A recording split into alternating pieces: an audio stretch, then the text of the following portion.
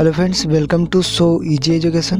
दोस्तों, आज मैं बीए पार्ट 1 ज्योग्राफी से 30 इम्पोर्टेंट ऑब्जेक्टिव क्वेश्चन लेकर आया हूं। और दोस्तों, ये आपके आने वाले एग्जाम के लिए बहुत ही इम्पोर्टेंट क्वेश्चन है, तो वीडियो को लास्ट तक जरूर देखें। तो चलिए शुरू करते हैं। दोस्तों, अगर आप नए हैं तो चैनल को सब्सक्राइब जरूर करें, साथ ही साइड के बेल आइकन को जरूर दबाएं ताकि हमारे आने वाली वीडियो की नोटिफिकेशन आपको मिल सके। आपका जो पहला क्वेश्चन है, भूगोल का जनक किसे कहा जाता है? हिक्केटियर्स, हेरोडोट्स, हिप्पार्कस या इनमें से कोई नहीं। दोस्तों, अगर आपको इनमें से किसी का भी आंसर आता है तो आप अपना आंसर कमेंट सेक्शन में जरूर लिखें। तो यहाँ पे इसका राइट आंसर हो जाएगा ऑप्शन नंबर ए, हिक्केटियर्स। भूगोल का जनक हिक्केटियर्स को कहा जाता है। अगला देखते हैं। अधिकतम सापेक्षिक आर्द्रता पाई जाती है ध्रुवों पर, भूमध्य रेखीय प्रदेश में, मरुस्थलीय प्रदेश में, शीतोष्ण क्षेत्र में। तो राइट आंसर है ऑप्शन नंबर बी, भूमध्य रेखा प्रदेश में। अधिकतम सापेक्षिक आर्द्रता पाई जाती है भूमध्य रेखा प्रदेश में। नेक्स्ट देखते हैं। ठंडी ध्रुवीय हवा है चिली, गिबली, बाइस या बिल्जर्ड। तो right answer option number D हो जाएगा, बिल्जर्ड। ठंडी ध्रुवीय हवा है, यह है बिल्जर्ड। ऑप्शन नंबर 4 है। पृथ्वी का आकार तथा विस्तार किस विज्ञान से संबंधित है? आपका ऑप्शन है भूगर्भ विज्ञान, भौतिक विज्ञान, भूमापन विज्ञान या भौतिकी विज्ञान। तो right answer option number C हो जाएगा, भूमापन विज्ञान।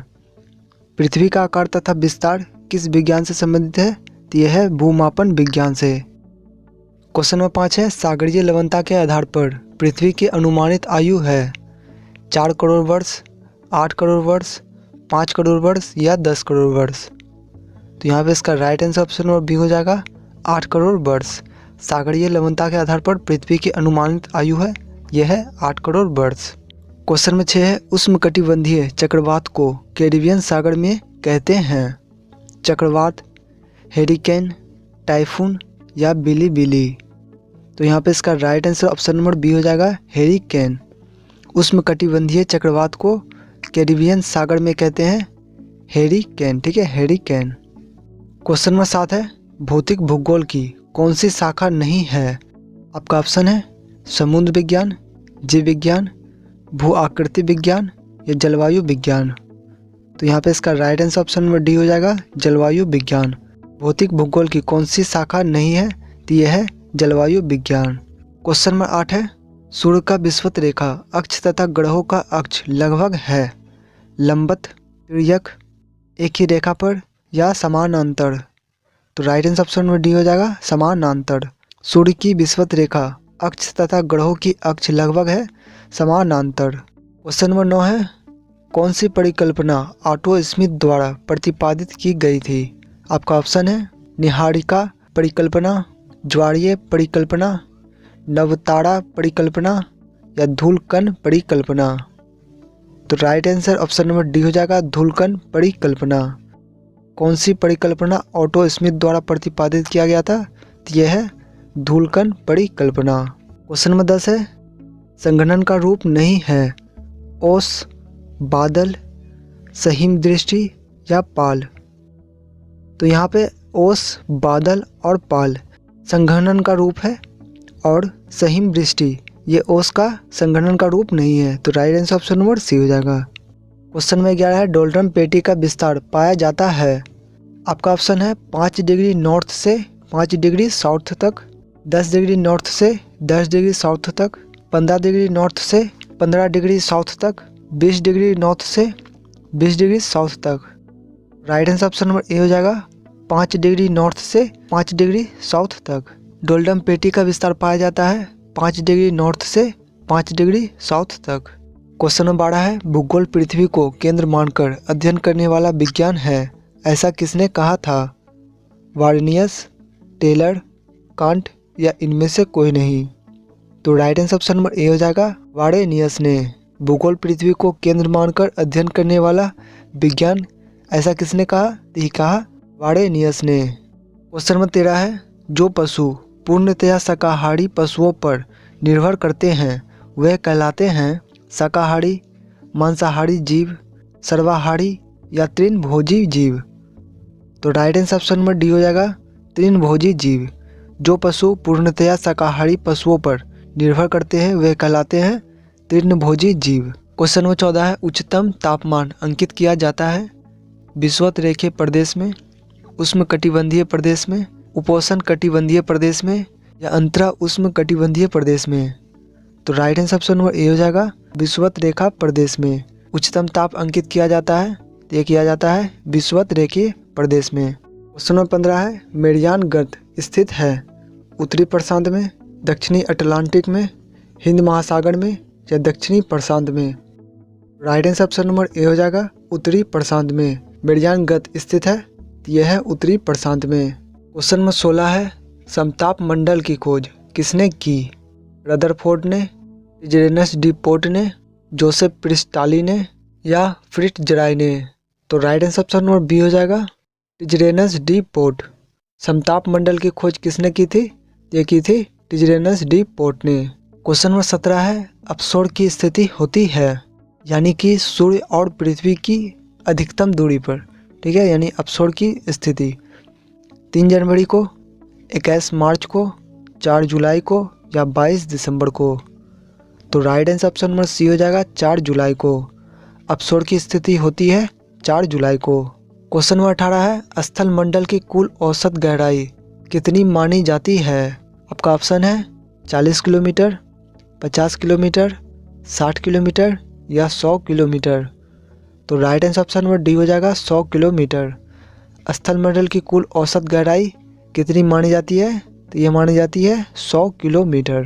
क्वेश्चन नंबर 19 है, साधारण भूकंप में उत्पत्ति का मूल कितनी गहराई तक मापी जाती है?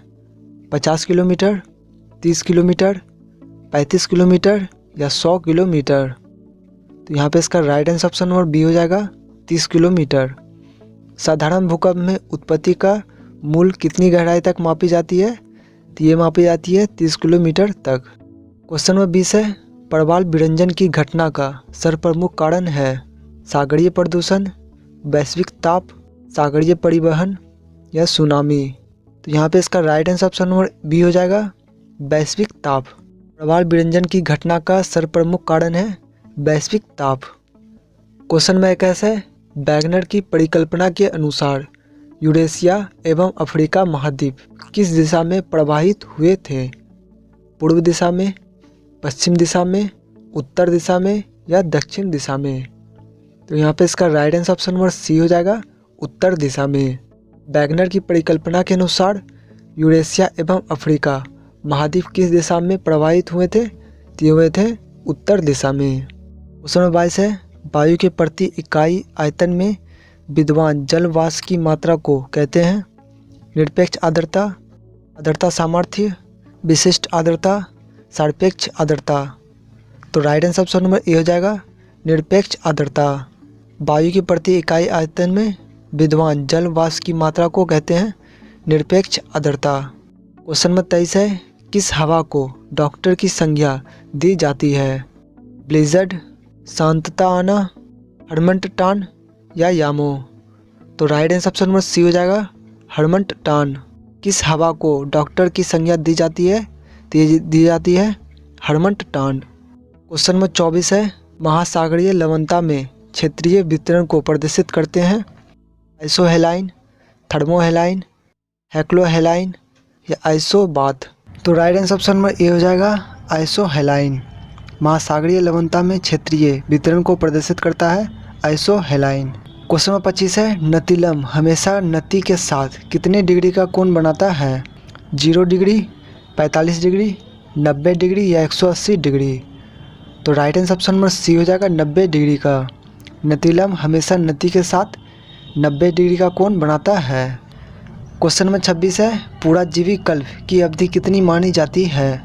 70 करोड़ पूर्व वर्ष से 22.5 करोड़ वर्ष तक, 60 करोड़ वर्ष पूर्व से 22.5 करोड़ वर्ष तक, 40 करोड़ वर्ष या 80 करोड़ वर्ष।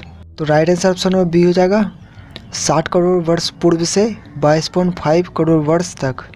क्वेश्चन नंबर 27 है, किस स्थानीय हवा को हिमभक्षी कहा जाता है? कौन को, क्रिस्टल को, सिराको को या चिनुक को।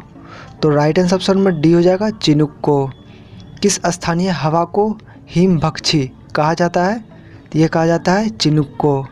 क्वेश्चन नंबर 28 है, ओजोन गैस पाई जाती है क्षोभ मंडल में, बहिम मंडल में, मध्य मंडल में या समताप मंडल में। तो राइट आंसर ऑप्शन में डी हो जाएगा, समताप मंडल में। ओजोन गैस पाई जाती है समताप मंडल में। क्वेश्चन नंबर 29 है, सूर्य ताप का वितरण प्रभावित होता है सौर कलंक में, वर्षा में, पृथ्वी का धूमन पर या सागरीय धाराएं पर। तो राइट आंसर ऑप्शन में ए हो जाएगा, सौर कलंक पे। सूर्य ताप का वितरण प्रभावित होता है सौर कलंक पे। क्वेश्चन नंबर 30 है, पृथ्वी की उत्पत्ति केवल एक तारे द्वारा हुई है, यह कथन किसकी है? बफन की, कांट की, लाप्सा की या सोसे की। तो राइट आंसर ऑप्शन में ए हो जाएगा, बफन की। पृथ्वी की उत्पत्ति केवल एक तारे के द्वारा हुई है, यह कथन किसकी है? तो यह है बफन की।